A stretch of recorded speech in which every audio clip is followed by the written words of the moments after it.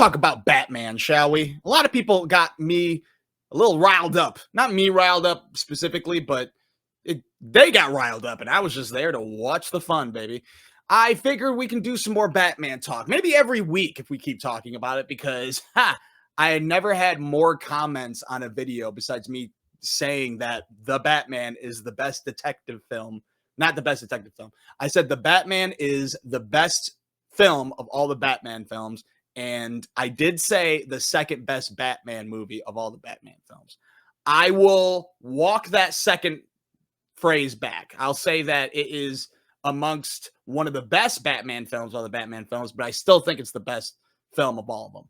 So, James Gunn wants you to get off James Gunn wants you to get off Matt Reeves's balls. Why would he say such a thing? He said people should get off Matt's nuts because it's like, let the guy write the screenplay in the amount of time he needs to write it. That's just the way it is. He doesn't owe you something because you like his movie. I mean, you like his movie because of Matt. So let Matt do the things the way he does. A lot of people don't like the Batman, apparently, because when I first reported that they are waiting on a script and it should be finalized soon, everyone was like, oh, the Batman sucks. We hate it. We hate it. We hate it. You suck. Get off his dick. Why is everyone glazing Matt Reeves as the Batman?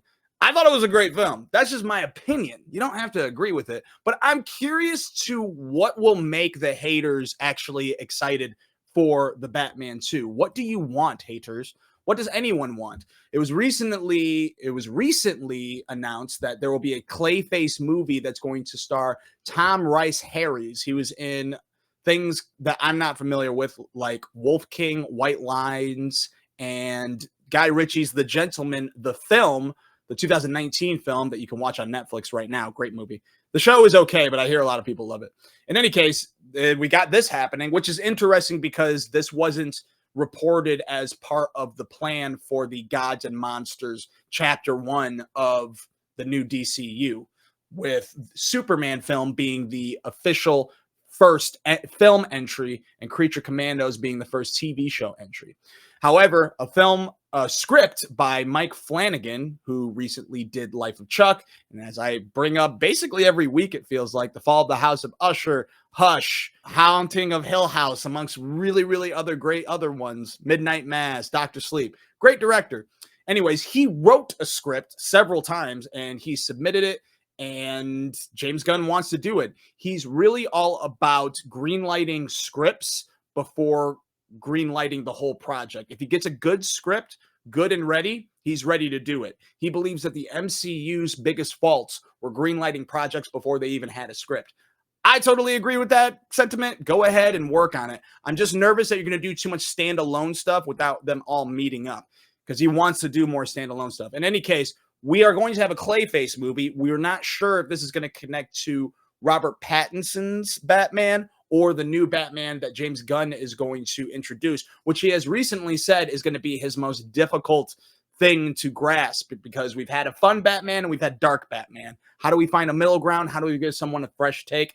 And how do we, he didn't say this, but I'm going to say it, how do we not watch Batman's fucking parents die again? So what do you want, haters? Do you want to see Clayface, or not, haters? You can answer this too. Do you want to see Clayface against Robert Pattinson's Batman or any other Batman? I definitely want to see a live action Clayface. I'd definitely be down, but I'd rather it be part of a darker Batman instead of like fun, but I'll take what I can get. I mean, what other villains could there be? We had the Scarecrow in Batman Begins, played by Cillian Murphy. He was in the whole Dark Knight trilogy, but he was a horrific, scary Scarecrow. I'll tell you that much. I think this would be less likely to happen in a James Gunn film or in the Batman 2, because we just got that and we had a realistic version of that Batman. So we're definitely not going to see it in the Matt Reeves universe of Batman. But you know what my vote of the villain I want to see in a new Batman, whether it be Matt Reeves's or James Gunn's?